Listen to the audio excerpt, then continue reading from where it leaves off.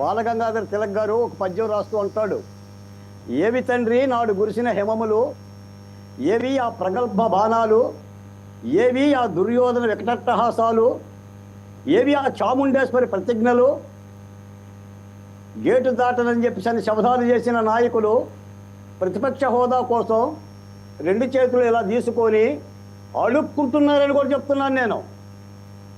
ఎందుకంటే ఈ డిబేట్లో వెంకటరెడ్డి గారి చేతిలో అమరావతి రైతుల పరాభవం నేను చూసిన వాడిని.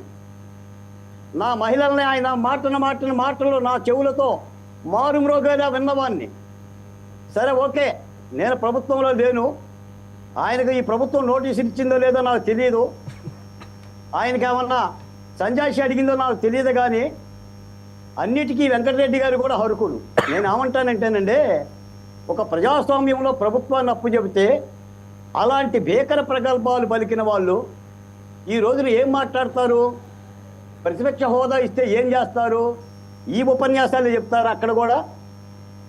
సరే, ప్రతిపక్ష హోదా ఇస్తారా ఇవ్వరా అనేది ఆయన స్పీకర్ ఇష్టం.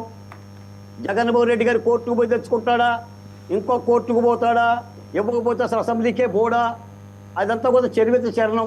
అది చట్టబద్ధమైన ప్రక్రియ, జరగాల్సిన ప్రక్రియ. ఈ రోజున మీరు ఒక మాట అడుగుతున్నారు, రేపో మాపో మళ్ళీ జగన్మోహన్ రెడ్డి గారు ఫీజు రింబర్స్మెంట్ మీద ఫీజు పోరాటం చేస్తున్నారు. వెంకటరెడ్డి గారిని అడుగుతున్నా, ఎందుకంటే డిబేట్లో ఉన్నాడు కాబట్టి తాడో పేడో తెలుసుకుంటే ప్రత్యేకతోనే తెలుసుకోవాలి.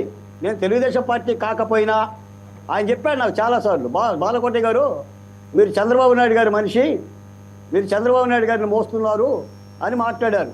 ఎస్, ఆ రోజు చెప్పాం, అధికార పక్షం మీద కొట్లాడటం అంటే ప్రతిపక్ష పార్టీలుగా బాసటగా నిలబట్టమే.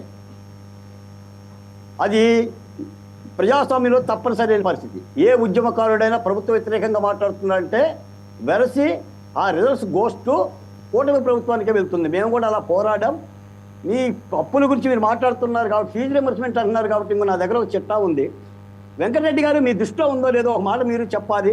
ఆంధ్ర రాష్ట్రంలో ప్రజలు అంటారు, జగన్ ప్రభుత్వ బకాయిలు, డిగ్రీ ఫీజు రింబర్స్మెంట్ బకాయిలు మీరు చేసిన 2,832 కోట్లు, ఫీజు రింబర్స్మెంట్ 450 కోట్లు, చిక్కెలకి కోడిగుడ్లకి 256 కోట్లు, వసతి దీవెన 989 కోట్లు, ఆరోగ్యశ్రీ బకాయిలు 2,209 కోట్లు, ధాన్యం బకాయిలు 1,674 కోట్లు, ఉద్యోగులకు బకాయిలు 20,000 కోట్లు, ఇరిగేషన్ కాంట్రాక్ట్ బకాయిలు 19,000 కోట్లు, గృహ నిర్మాణ బకాయిలు 7,800 కోట్లు, ఉపాధి హామీ బకాయిలు 2,800 కోట్ల రూపాయలు. వెరసి మీ అప్పులో 14 లక్షలు. ఇది మీరు చేసిన చిట్ట. ఇది అవునంటారా కాదంటారా? మీ పరిపాలనలో ఈ అప్పులు చేసి వెళ్ళారా లేదా? ఓకే, పోనీ ఇచ్చి వెళ్ళారా? ఓకే, బాలకోటి గారు మాట్లాడటానికి కానీ కూటమి ప్రభుత్వాన్ని మాట్లాడటానికి కానీ బాలకోటి గారు అది కూడా చర్చిద్దాం. ఏంటి మున్సిపల్ ఫిరాయింపులు ఏంటి? అవును వర్మ గారు, ఇప్పుడు నాలుగు వైసీపీ పార్టీ ఏం చేసింది? వైసీపీ పార్టీ ఏం చేసిందంటే, వాళ్ళు ఏం చేశారు, వీళ్ళు అదే చేస్తున్నారనా? చేసి చూపిస్తారండి, చెయ్యటం లేదు. సేమ్ అంతే, చెయ్యమనే చెప్పారు. వాళ్ళు ఏం చేశారో వీళ్ళు చేస్తారు. Same to same. నీ ఇంటికి నా ఇల్లు ఎంత దూరం, నా ఇల్లు నీ ఎంత దూరం. ఇందులో మళ్ళీ నసమెసలు దేనికి? వైసీపీ పార్టీ ఏ పాఠాలు నేర్పిందో, ఎలాంటి చర్యలు చేసిందో, కూటమి ప్రభుత్వాన్ని కూడా అదే చేశాం. వాళ్ళు రివాల్వర్ పెట్టారు ఇక్కడ కేవీ రావు గారికి. ఇంకా ఈ కూటమి ప్రభుత్వం రివాల్వర్ పెట్టడం ఎవరికి? పెట్టమనే చెప్తున్నాం మేమైతే. రివాల్వర్ పెట్టండి, అంకుశ సినిమాలో లాగా లాక్కురండి, లేదా రికవరీ చట్టాలు తీసుకురండి. ఎవరైతే అవినీతికి పాల్పడి ప్రజల సొమ్ముని తిన్నారో వాళ్ళ దగ్గర నుంచి రికవరీ చేయండి. చట్టాలు మార్చండి చెప్తున్నాం. కానీ కూటమి ప్రభుత్వం చేయటం లేదు, ఇంకా పని చెయ్యమనే కోరుతున్నాం. ఈ రోజున మీరు ఒకసారి చూడండి, అప్పుల ఆంధ్ర మిగిలింది. వాళ్ళు కింద మీద పడి ఓకే పరిపాలన చేస్తున్నారు. గతంలో ఏనాడు చూడలేదుగా వర్మ గారు. రైట్, ఓకే, సరే, ఓకే. గతంలో వాళ్ళు ఏది చేశారో వినండి. గతంలో వాళ్ళు ఏం చేశారో ఇప్పుడు అదే జరుగుతుంది. అంతకు మించి వేరే అంశాలు ఏవి ఉండవు, అంతేనా? వాళ్ళు గతంలో ఈ రకంగానే చేస్తే, ఫిరాయింపులు చేస్తే, ఇప్పుడు వీళ్ళు అదే చేయాలని చెప్తున్నారా మీరు? కాదండి, గతంలో ప్రతిపక్ష పార్టీల్లో కొట్టిన మాట యథార్థం కదా వైసీపీ వాళ్ళు, లేదా జగన్మోహన్ రెడ్డి గారు, వీళ్ళు అదే చేస్తారు.